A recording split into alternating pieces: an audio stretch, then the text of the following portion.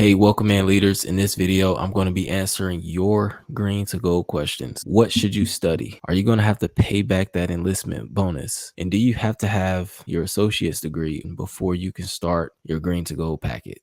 All right, good question here. Are you able to rank up in green to gold? In short, yes. This is a fight that you're going to have to fight. Nobody's going to care about your career more than you. Your command, your cadre, your HRA, they're going to have to figure out how they're going to skin this cat because their primary focus is to make a quality officer out of you, not necessarily send you to a promotion board or another PME. But with the implementation of Title 10, Sergeant Major of the Army Weimer talks about it, and just talking about how from specialist to sergeant, you don't need BLC. Staff sergeant to sergeant first class, you need ALC, all the way up to master sergeant. But the bottom line is schools, ROTC programs are figuring this out. If you're going to college studying something that has nothing to do with your MOS and you want to do the Green to Gold program, are they going to approve you? If so, do they change your MOS? How does this work? To answer the first part of your question, are they going to approve you? That is up to you. How competitive are you? If you follow the SAL concept that I talk about a lot, scholar, athlete, leader, you don't have anything to worry about. And this is also spelled out in the Green to Gold information booklet. Scholar, this is my GPA. Athlete, here are the extracurriculars that I'm involved in. I'm a leader. I'm involved in these volunteer activities, or I'm serving my community in these ways. This is my second year coming out here to help out with the Field of Honor. I like to come out here to serve the community and serve our veterans. They gave a lot for our country, so I want to give back. I'm a leader. I'm leading my soldiers in this way, and this is the impact that I'm having. Hey, we're doing very well right now. Very well. We just need a tough finish right here. Just bear down, embrace the suck a little bit, and go from there.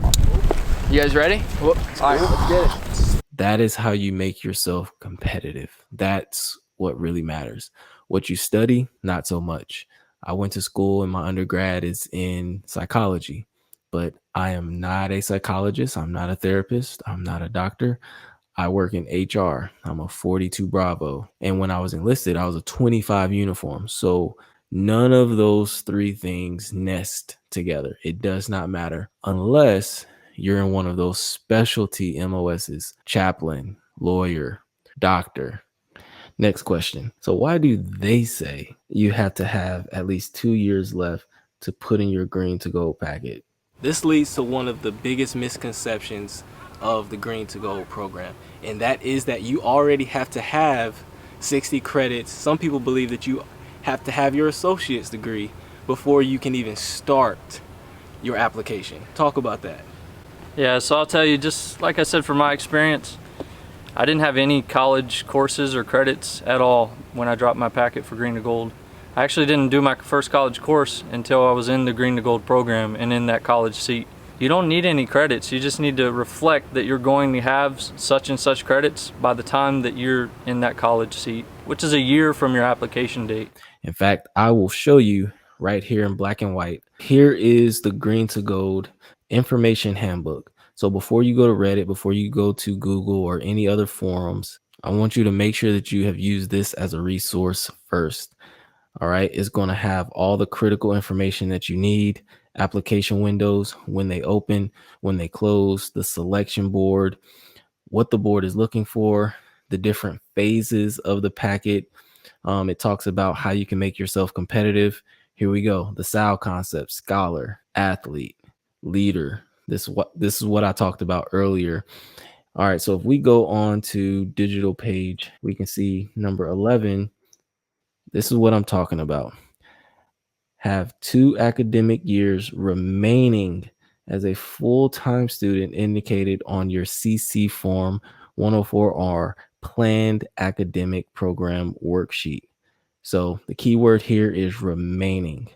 Not when you start, you need to have 2 years, but 2 academic years remaining.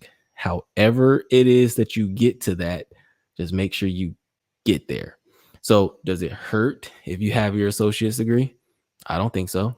But I've also seen on the other side of that coin, candidates have 90 credits plus, and then they apply to a school that only takes or accepts 20 or 30 of those credits.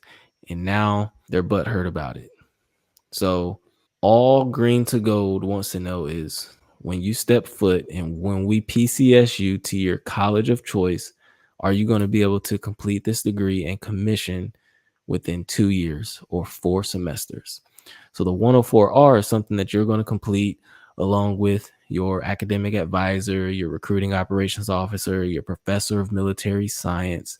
And that is the agreement that goes line by line, spelling out how you intend to complete your degree in 2 years.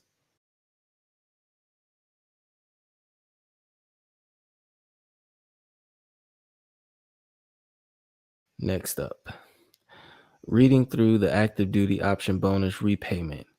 I'll be 2 years into a 6-year contract by the time my packet will get picked up. Can you shed light on this? So essentially, you want to know if you're going to have to owe the Army anything back. No, you're not.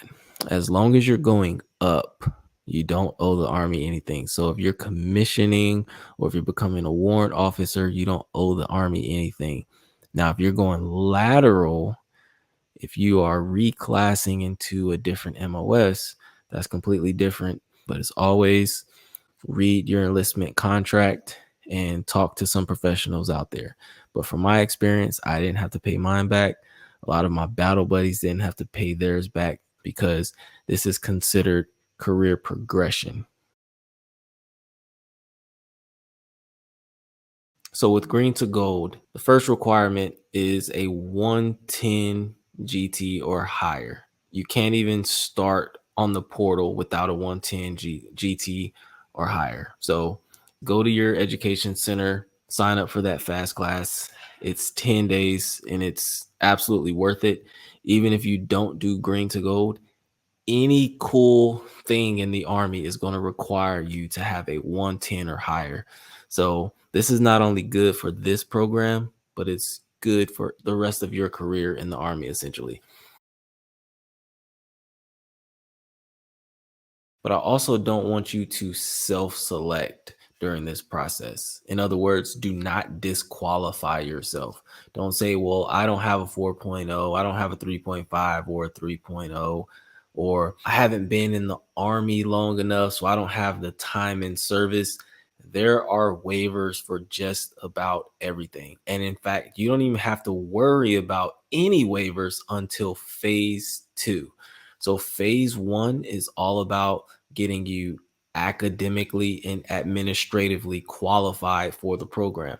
And then in phase 2, that's when you start putting in those waivers. I needed an age waiver. I was going to turn 30 before I commissioned. So I needed an age waiver. You do not have to be perfect in this process. There are waivers for just about everything.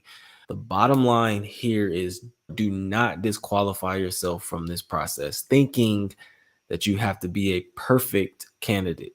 There's no such thing as a perfect candidate. In fact, yes, there is. There is such thing as a perfect candidate.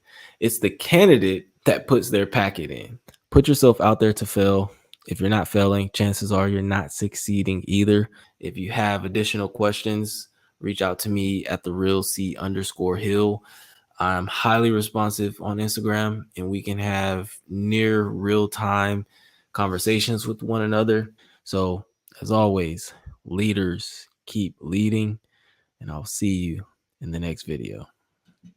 So talk about that for a little bit, like some of the classes, the trainings that you were actually able to transfer over onto your JST. BLC, what's known now, ALC, SLC, and so on and so forth. Some specialized courses like Battlefield Forensics, Lean Six Sigma, Master Resiliency, Master Driver. Plenty of courses to go around. Facilitator, instructor. There's so many courses that will add on to your joint service transcript, and that's what I use to apply for Green to Gold active duty option. I sent my joint service transcript into a local school. That school evaluated it. I I didn't end up going to that school, but they gave me a lot of credit, so I was like, oh, this might be right. But that initial school is what went into my application for Green to Gold. And I was sitting at 75 credits or so. Wow. But I went out to training during phase 1 of the application. When I came back, my family told me, hey, we want to go back home. So we decided to move from where I was originally going to go to school, and I went out to Louisville.